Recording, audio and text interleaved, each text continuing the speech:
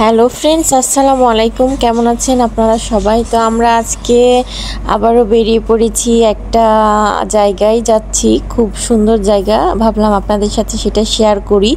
এটা হচ্ছে আমাদের খুলনায় ভিতরে সাইডে, খুব গ্রামের। তা আমরা যে এলাকায় থাকি সেই এলাকায় একটা নদী আছে, অনেক বড়। দেখতে পাচ্ছেন চারি সাইডে কি সুন্দর গাছপালার মধ্যে দিয়ে রাস্তাগুলা যাচ্ছে। আর সেই নদীরই একটা ঘাটে আমরা যাচ্ছি, যার নাম হচ্ছে সুন্দরমহল। আর এই ঘাটে ট্রলার করে আমরা সুন্দরবন যেতে পারি। 4-5 ঘন্টা লাগবে নদীপথ দিয়ে যেতে। বর্ষাকাল শেষ হোক, ইনশাল্লাহ আমরা নদীপথ দিয়ে অবশ্যই একবার সুন্দরবন আমরা ঘুরে আসব। তো আমরা এখন যাচ্ছি সুন্দরমহলের একটা ঘাটে, যেটা 4 মোহনার নদী বলে, যেখানে 4টা নদীর মোহনা একসাথে মিলিত হয়েছে, সেই ঘাট। ওই যে একটা ট্রলার আসতেছে, আমাদের আসা মাত্রই ট্রলারটা চলে আসছে। ভালো হয়েছে, কারণ ইনায়া নৌকাতে উঠতে অনেক পছন্দ করে, বারবার বলতেছে পাপা ওই যে নৌকা আসছে, আমরা এখন নৌকাতে উঠে একটু ঘুরে আসব।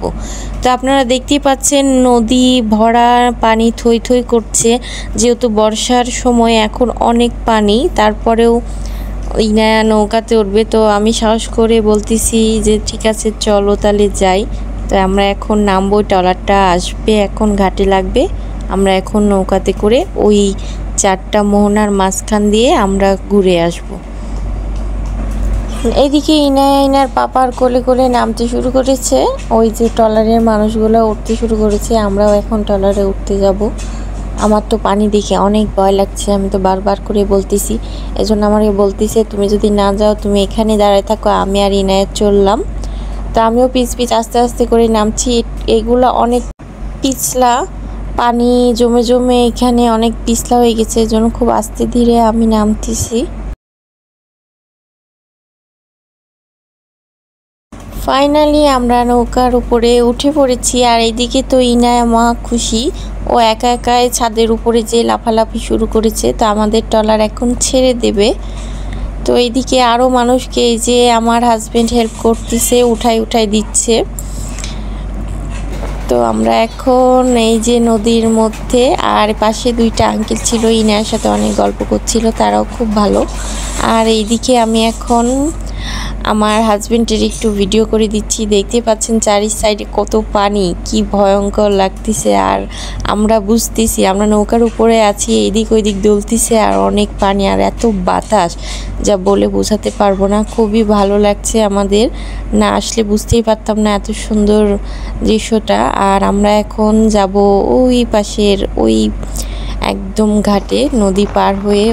এটা হচ্ছে একটা মোহনা, এটা হচ্ছে 4 মোহনা মিলে একটা মাঝখান এটা। তো আমরা এখন আস্তে ধীরে ওই পাশে যাচ্ছি।